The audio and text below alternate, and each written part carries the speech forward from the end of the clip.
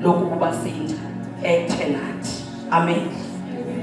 Okwangoku ngicela silungele uba uMama Maqula ezingaphambili azosiphakela okwanamhlanje nayokudla. Nkosi sifumele endaweni ethethu engathi angasicela singoma asenzele inceba asinike sime kakuhle sibizele uhamba nokuyiphila le nto ethu sisi encedo kakhulu ethu omdala usisa kwazi ukuhlala nabantwana bakhe ekhaya kwazi ukuphila namadodakazi akwazi ukuphila nosibare nabakho le nto ifuna ubungcwele nomntu kaThixo. Haleluya. Cela uMama Maqula sengaphambili sisahlabela le ngoma ithi akekho njengawe, akekho onjengawe lo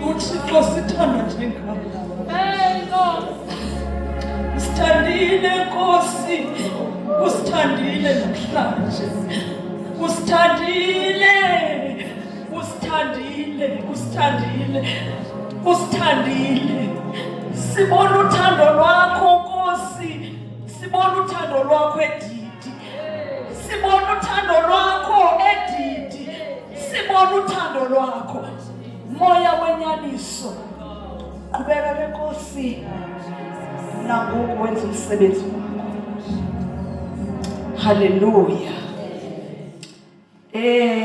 Uyasithanda mani uThixo. Uyasithanda uThixo bathandekayo. Uyasithanda uThixo. Ingathi ndingahlabelela lo mhlabelelo uthi ngenzela umusa. Uthi ngaphiwe igama elitsha.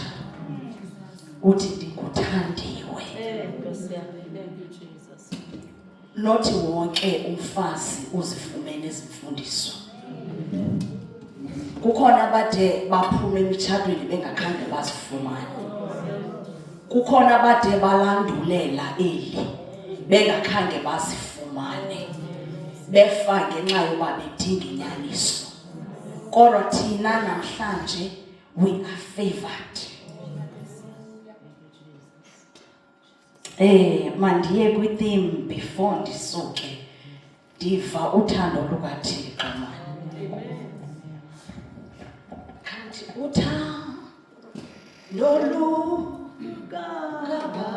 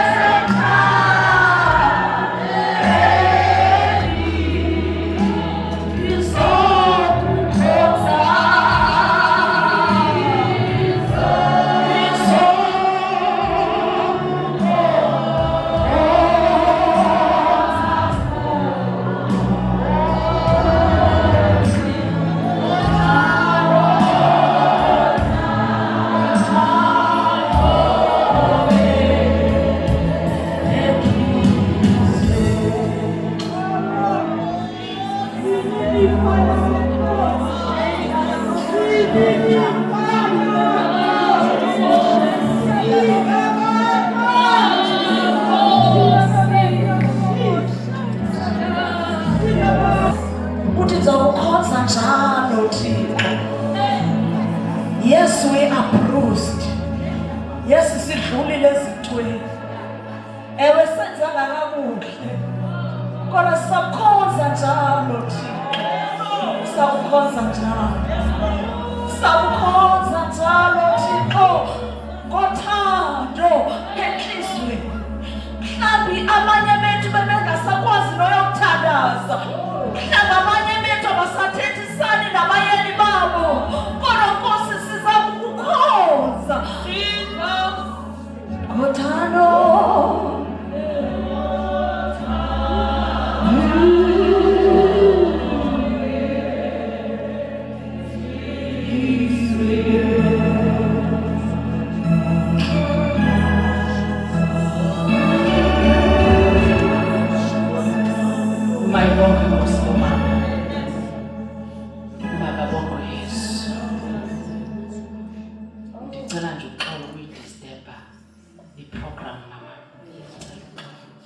Kodwa uMoyingcwele uyathetha. UMoyingcwele uyathetha ndihlela apha phansi into yoba ukhona omama abaphakathi kwethu ebesebencamile. Omama abebesithi umtshato wakho ubeyond repairs. Uthi uThixo iza ngaphambili. Unomtshato unomyeni okwenza buhlungu. Our God of marriage is the restorer of marriage. Can you come forward, Chikancinci mama? Iza ngaphambili sizothandaza nawe. Uyabazi ubunzima obuthweleyo endlini yakho. Glory to Jesus. Lord,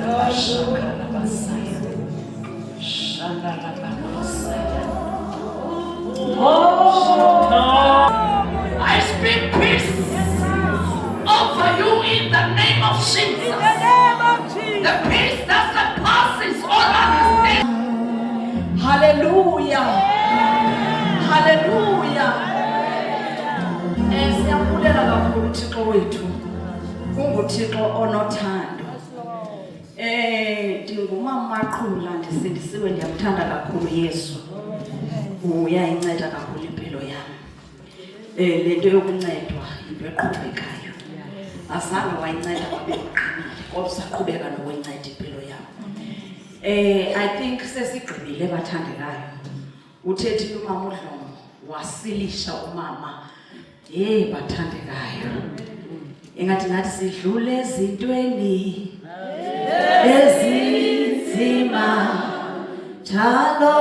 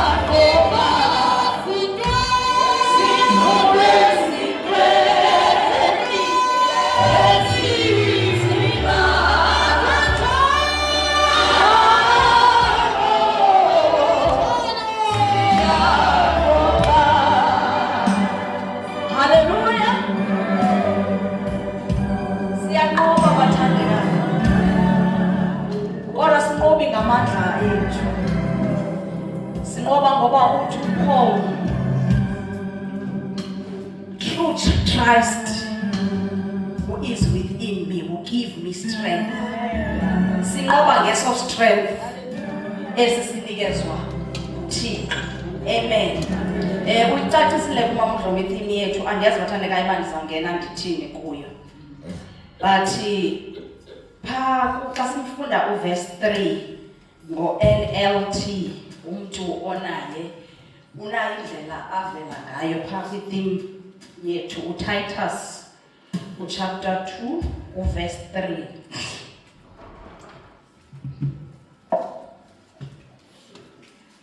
Uthi similarly teach the older women to live in a way that honors God.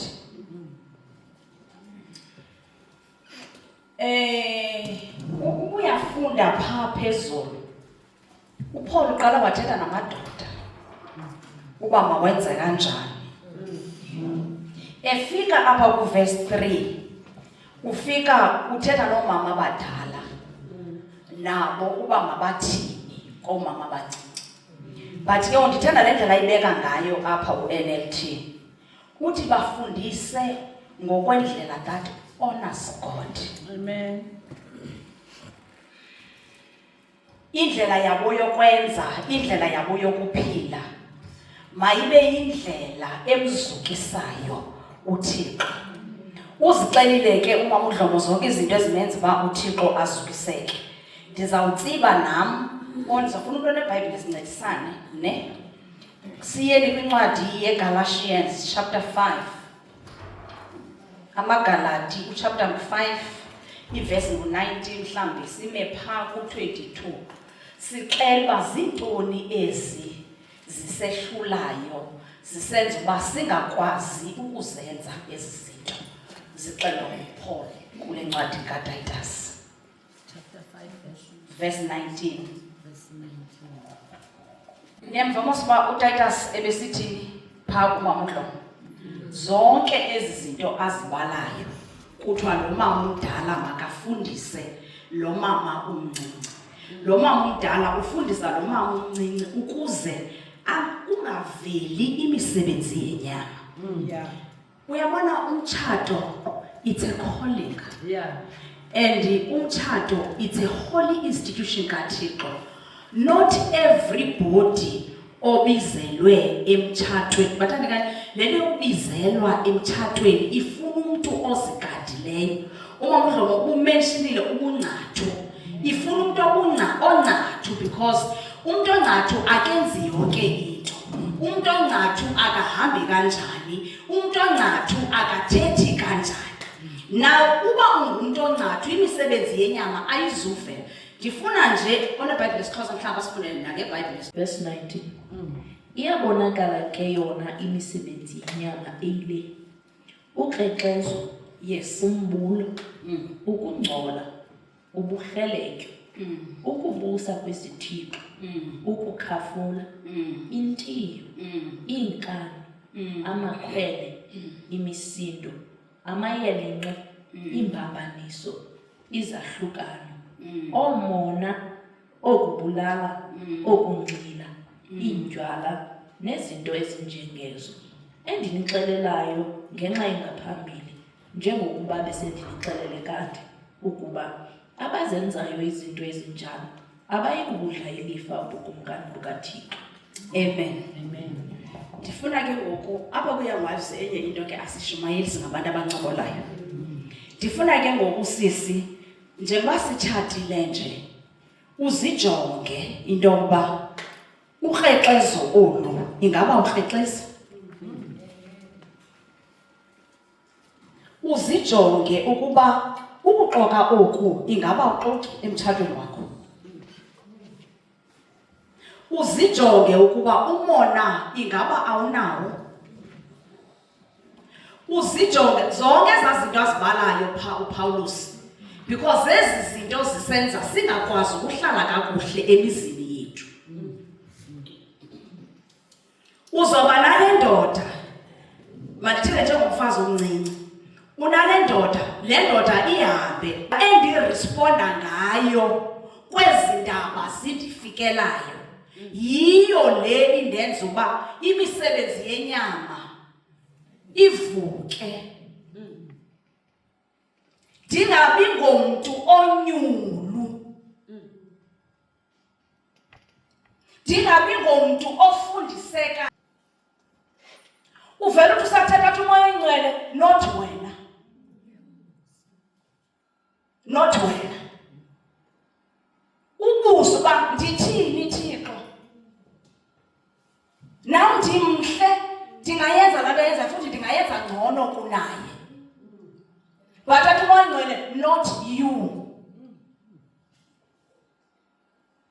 Uyabona uba apha evangelweni siyaqhuqwa nguThixo, and ke ngokufuneka uphinde wena uyothi ndicela uxolo, yazi andikhange ndikuphendule kakuhle.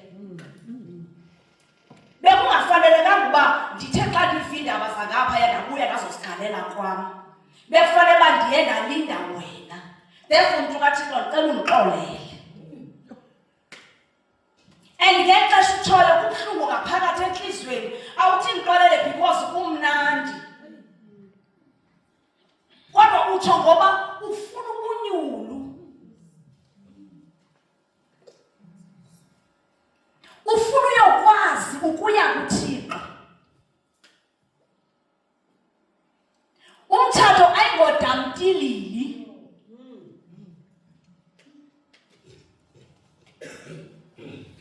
Uyakuba uthi umama uthi xa efika kwa endlini yakhe endoda yakhe, ufika kukhokhoyo, uthi xa usesungenzela ithi, you cannot say that ungancedwanga nguThixo. Irate uba mama bam ndifuna sithethe inyaniso, singabantu sinenyama, ezinye izinto awukwazi uzenza uzenzela ngokwakho.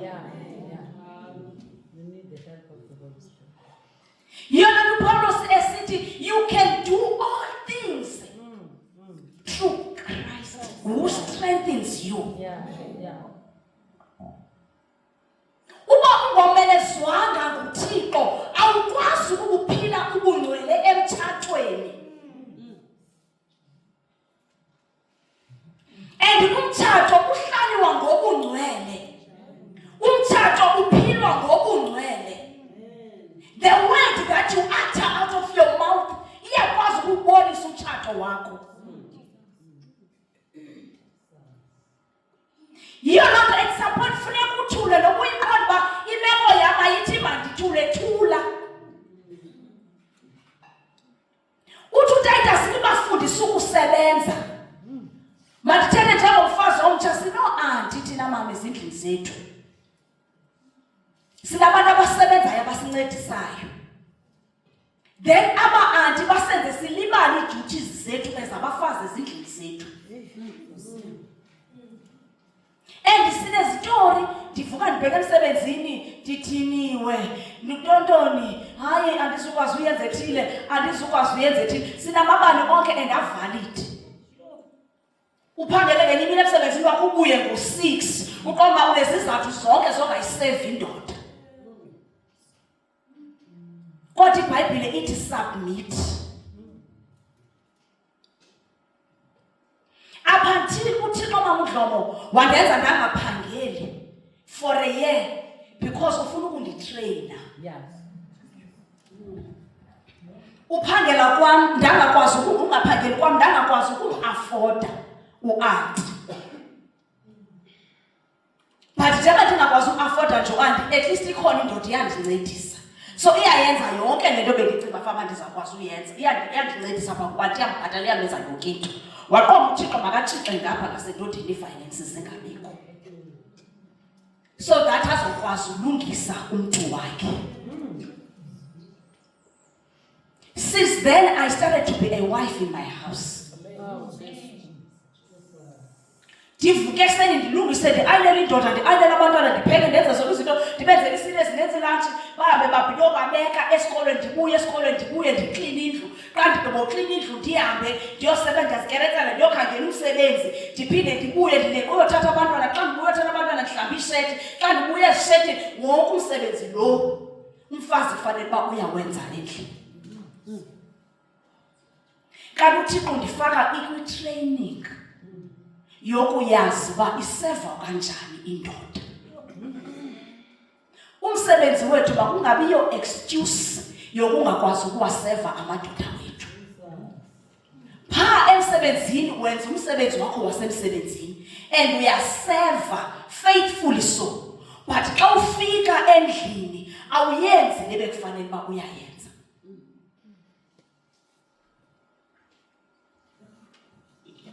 Ndiyaqhubeka, ndiyaba nomsebenzi, ndasenze lo msebenzi ndangamfuni u-anti. Ndaqonda akho sidingo sika-anti mani apha endlini. Ndiyakwazi ukuzenza ezaa nto bezikade zisenzeka apha endlini.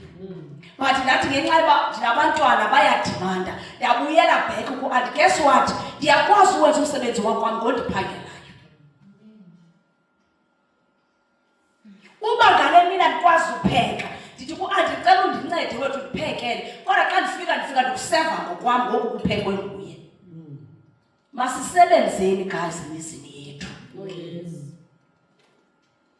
Xa ufika ii-in-laws kwakho, suthumela u-anti bacela ulungise phakama lungiseleni ii-in-laws zakho. Whether bayakuthanda, whether bakuthandi, yenza kakuhle. Yenza ubulungisa.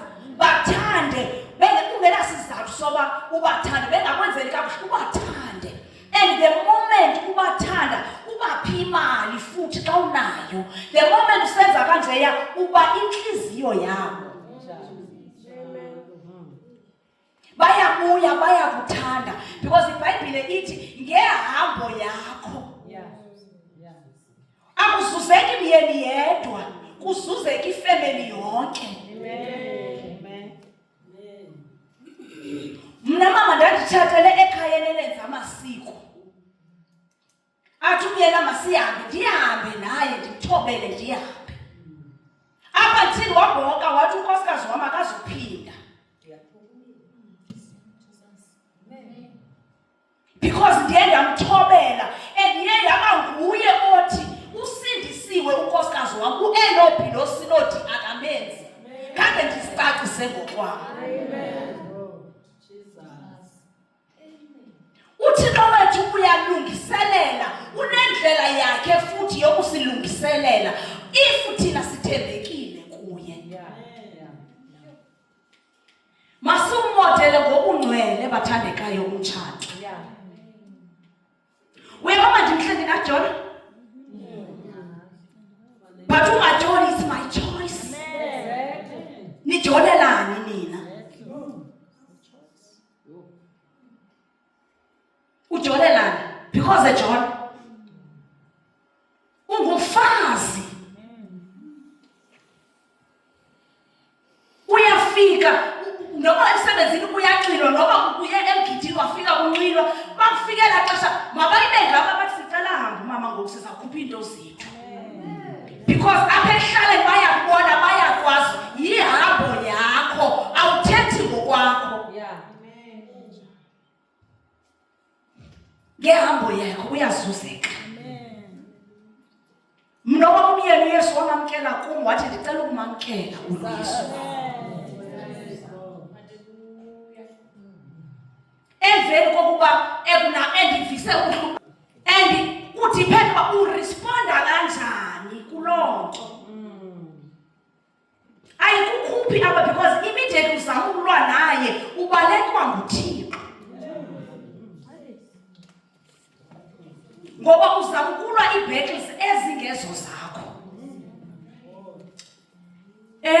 Ndicela sitshileni uRomans, ndizawuvala ndisuthetha because mamdla uyithethe yonke bathandekayo.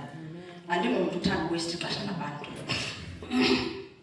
Romans chapter 6, 1 to 4.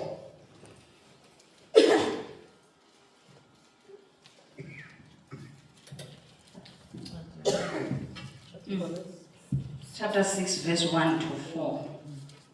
Verse 1. Roma isihloko sithi ukumanywa noKristu akuvumelani nesono. Masithini nangoko? Okay. Uyabuza uPaul. Sithini ke ngoko? What shall we say then? What shall we say then? What shall we say then? Masihlale sihleli na esonweni ukuze ubabalo lwande. Okay. Uyabuza. Sithini bathandekazi? Sihlale esonweni ukuze imitshato yethu yakheke. Siphindise ngobubi ukuze imitshato yethu yakheke. Siphile ngokwa principles zethu ukuze imitshato yethu yakheke.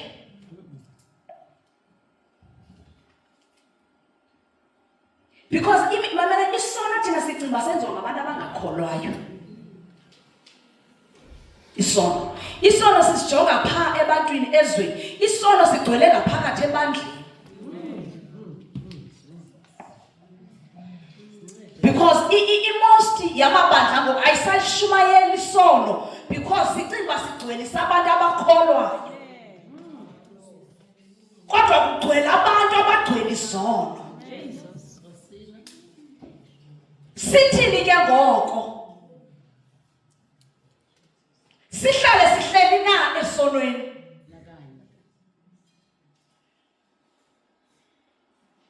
Uyajola le ndoda yakho. Xa uxambulisana nayo uphi? Sihlale sinjalo. Yimani bathandeka uYesu uyabuya. Asizubhudwa lizulu ngenxa yokwazi umodelisha kakhulu umtshato.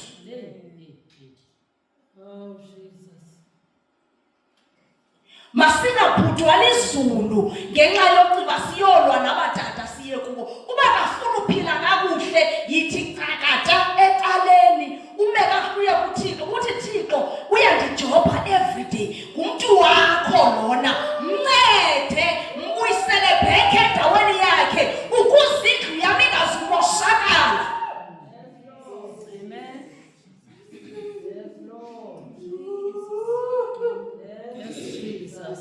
Siyajobheka each and every day. Ufika uqinile, ufika uyakuthuka, uhleli kwakho wenzanga nto, ungumntu nenyama negazi. Ngamanye amaxesha bamhlobo uvela ufuna uphendula. Immediate uphendula ubabalo lukaThixo luyemka sithini? And you realize later that inkosi angenzanga kakuhle phambi kwakho. What then shall we say? Shall we stay in sin? Sihlale bathandekayo sonweni. Asikwazi ukuhlala esonweni ngoba sibizelwe ebungcweleni, sibizelwe entweni engcwele. Ingcwele lento, ungcwele umtshato.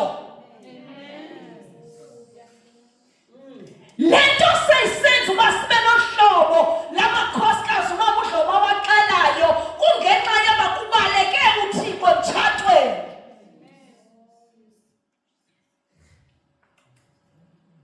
Umoya ngcwele akahlali apho kumdaka khona.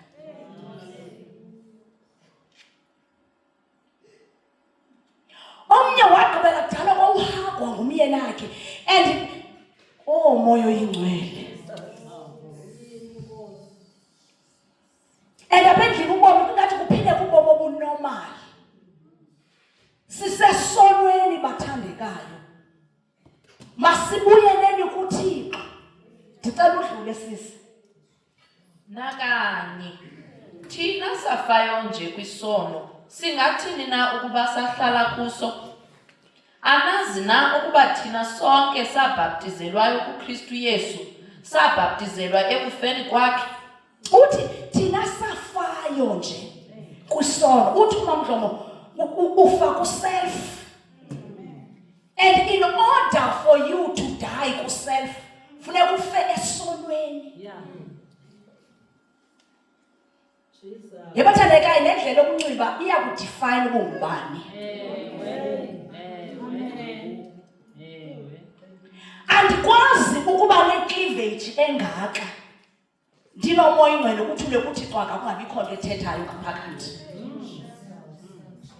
Sihleli esonweni.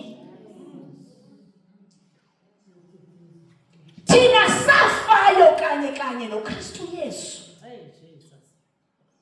Uba ufile kuba nento ezifayo emzimbeni wakho and azifi because ufuna ukuba zife okanye ukwazi wena ukwenza, kodwa zife ngoba kunomnikazi othe xa yengena zafa izinto. Ngoba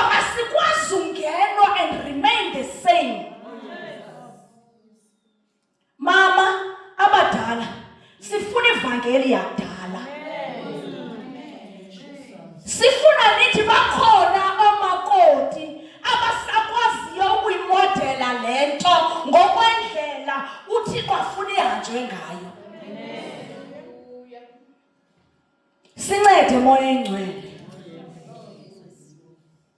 Ngokunokwethu asikwazi ukuzenzela. Sizibhaqe sithe gaphu esonweni. Enye yezinto esingenayo ngosisimilo.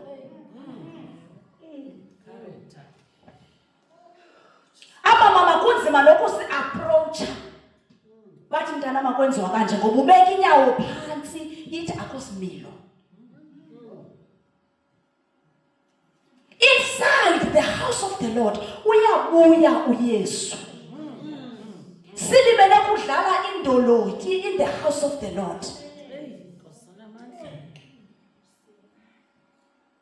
Akwazi umlungisa umfazazanana uthi mntanami akwenziwa kanjena kaloku. Uzawukuza ubagqibile nabakho njani endlini kaThixo bathandekayo. Kuba ngase uyadivorce umfundisi, kuba ngase uyadivorce umzalwane, kuba ngase uyadivorce umzalwane, ilahleke phi?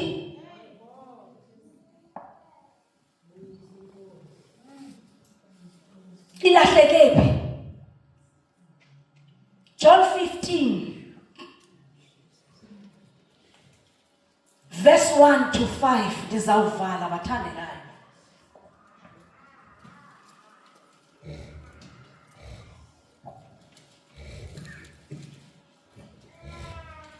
Yohane chapter 15 verse 1. Sihloko sithi umzekeliso womdiliya wenyaniso. Abafundi bayakuthiywa lihlabathi. Mna ndingumdiliya wenyaniso. Mamela kancinci. Ngiyakuthi uthi abafundi bayakuthiywa lihlabathi. Siyathandwa thina lihlabathi. Guess what? Sifana nalo. Ababoni kwamahluko phakathi kwabo nabo. Uyayazi kudala nomshongo. Akuhamba abantu ababili pha estradweni. Wakwazi ukuthi maybe usindisiwe kodwa nasisi. Isenzeka ngoku. Nomama ehamba wakwazi ukuthi la mama imebe usindisiwe. Siyafana twatse nehlabathi. As a result ababona isidingo soba basindiswe, abanye ababona isidingo soba bathathe. Masiye. Mna ndingumdiliya wenyaniso. Umlimi wawo ke ngubaba. Amasebe onke akum angathwali isiqhamo. Uyawasusa. Onke athwala isiqhamo uyawathena ukuze athwale isiqhamo nangakumbi. Masibe sisima kuloo ndawo. Nalapha emtshatweni kunesiqhamo efuneka sisithwele. Uba singenaso isiqhamo singahlelanga emdiliyeni asikwazi ukuzenza izinto zibalwa apha kwamhlo. Kodwa sizenza ezi zinto only if sihleli emdiliyeni. Kubani umdiliya? Masidlule. Verse 3. Nina nisenihlambulukile ngenxa yelizwi endilithethileyo kuni. Hlalani kum, mna ndihlale kuni. Hallelujah. Amen. You know, uba ngabana besiwenza umtshato okanye besiuphila kakuhle okanye besibuphila ubungcwele, befanele ba sihleli kanye apha kuKristu Yesu. Azuyesu ahlale ngaphakathi kuthi. Uthi xa uqala ufuna ukwenza ezi zinto bezibalwa apha ngumamudlo. Athi uYesu who is within you. Athi no mntana. Basiye ku verse 4. Verse 4. Hlalani kum, mna ndihlale kuni. Njengokuba isebe lingenako ukuthwala isiqhamo ngokwalo, lingahlalanga emdiliyeni. Ngokunjalo, aninako nani ningahlalanga kum. Hallelujah. Ndizokuthi bantu basedidi, hlalani kuYesu. Amen. Naye ahlale kuni. ngoba uba ningahlelanga kuye anizukwazi ukuthwala isiqhamo. Ithi I think incwadi yeRomans Mamdlomo chapter mhlambi not 6 or 13 uthi suvumela any of amalungu akho to be instruments zokwenza kungalunganga. Bathandekayo, let us guard our tongue. Masilugade ulwimi lwethu. Yithi noba into iyabhablisha bangaphakathi erongo ifuna uphuma, baleka suka kule ndawo. Uye noba kusetoilet uyokhala, uthi Thixo umuntu ufuna uvuka. Ndincede ndingaphenduli.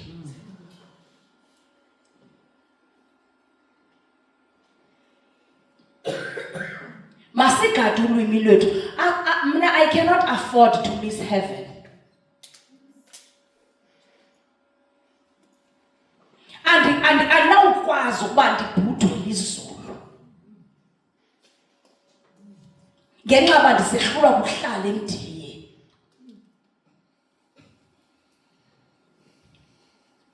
Umfazi ithi I think ngu-Proverbs. Ithi umfazi, a wise woman uyakha ngokwakhe indlu yakhe. But the foolish one uyichitha kwangokwakhe. And in Proverbs, it talks of a wife of a noble character. A wife of a noble character, iyabonwa ayizixeli. Kwenzeka kanjani? Ngokuba uhleli apha emdiliyeni. Xa uhleli emdiliyeni uba nqathu. Xa uhleli emdiliyeni uba nyulu. Xa uhleli emdiliyeni awuxoki. Uyayazi uba kunento endiyifundileyo apha kuMamudlo bendandiyithanda uyenza, ndandithanda ukuphosisa nyanyana. Undibuza uba ndiphi, ndithi ngondiphume emthatha ndithi ndisedutywa. Uyaqonda uba incinci but ndiphosisile. Immediately uhleli kakuhle emdiliyeni. Kuba nezinto ongazenzi inyama efuna ukuzenza. Ikhona nalento mama uShongo sithanda ukuphosisa ngayo. Singabantu mose ufike sinemigalelo engacacanga. Ube nemigalelo uthatha izamali uyosiqhusheka zala mgalelo. Uqonda uba andizumxelela la tata. Uyaqonda uba uzawubuza ke imini awunayo imali? Anayo. Awunayo ke? Unayo. And immediately usitho usukile lubabalweni lukaThixo. Because ulixoki. Uyayazi uba ndingumntu oye mhlawumbi noba ndithunyiwe, umuntu akufake imali, ndicela wethu uyothenga into ethile, undenzele into ethile, ndiqoba itshenje engaka. Ndizawuthula sana. Uthi uhlele endlini ithi into, wethu, imali yomntu.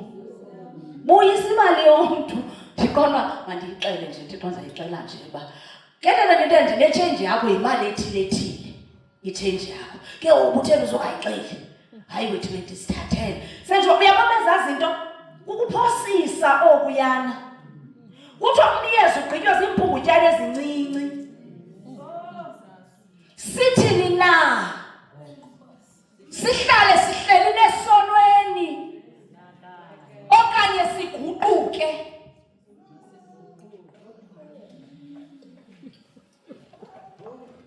Uyaqonda ukona ayiyo lento inkulu uciba into enkulu engaka. Mhlawumbi ushona nge-200 rand uyicelela wayiphiwa. Uqoma mawuthi mhlawumbi umntana afuna imali elantshi. Hayi uzodinga lo mntana uzodinga i-200 rand. Ubalele leya yakho. Uyaqonda uphosisile. Masiguqukeni. Lizawuthini ke ngoku ibandla ungabophani?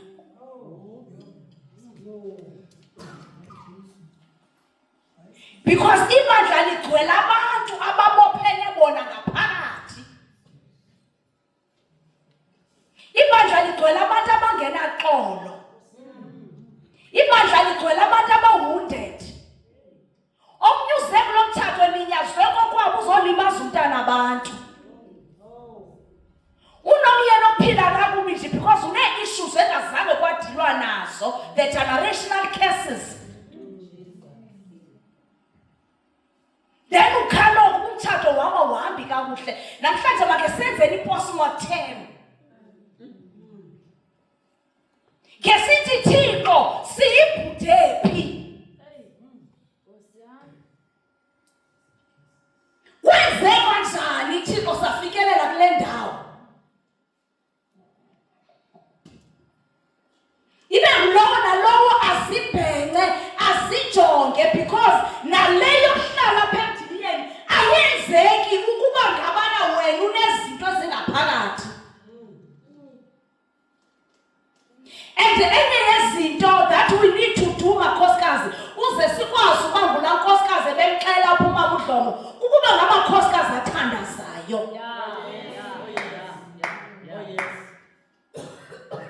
Yo, omama asityi amakhosikazi. Elo xesha ilizwe lethu lonakele. Elo xesha abantwana bethu kunzima ezindlini. Singomama abangathandaziyo. uThixo makasincede ke kuvuseleleke ii-altars zemithandazo ezindlini zethu. Amen. uThixo makasincede ke kuvuseleleke ii-fasting ezindlini zethu. Singafasti because ibandla lithi makufastwe ngoku, kodwa ukuziyele wedwa kuThixo uthi hlalani kum ukuze nam ndihlale kuni.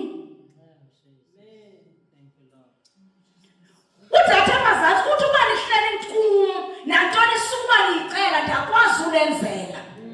That means ukuhlela apha emdiliyeni nale ndoda ingxaki uThixo uyakwazi ukuyilungisa. Engayilungisanga uThixo indoda ukwazi ulungisa wena uzolele imeko. Because not zonke istorms uThixo uyazithulisa, ezinye uyaziyeka zigqwithise kodwa uzole wena emekweni.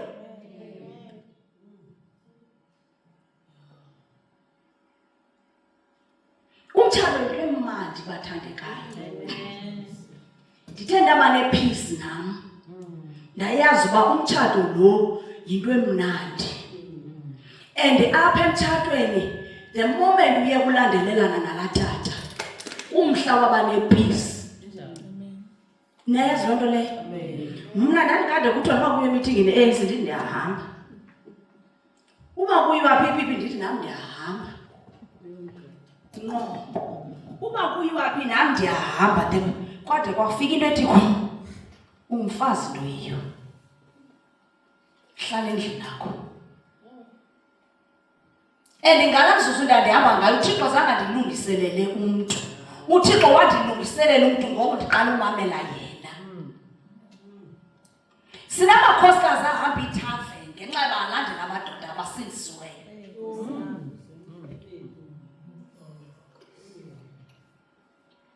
Ngoba sifuna ukuzigadela, sifuna ukuzenzela ngokwethu izinto ekhona umnikazi mtshato.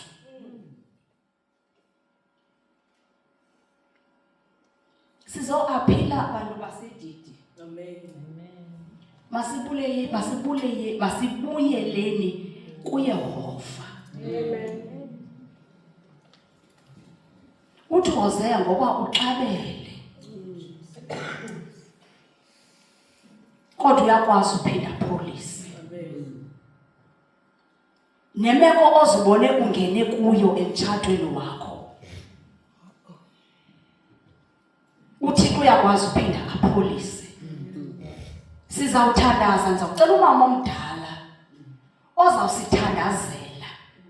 Ke siguqeni ngamadolo sikhale kuThixo abakwaziyo ukuqa ngenxa yemitshato yethu. And asizukhala only ngeyethu yodwa imitshato. Sizawukhala ngemitshato yonke yaseMzantsi Afrika. Sizawukhala ngemitshato yabazalwane specifically. Because asinandawo kuya thina, asinabo nosiyazi bosixelela. Kodwa sibuyele kuThixo. Ke sihlukane nale nto yokuhlekana. Athi udade wenu xa elimala ngapha uhleke. Ungumntana kaThixo. Sibuyele kuThixo, sibuyele emdiliyeni.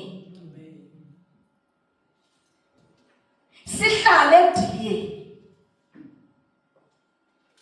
Sawucela umama ozawuyiva lento. Ozokhala ngemitshato. Buya, Dwana, buya.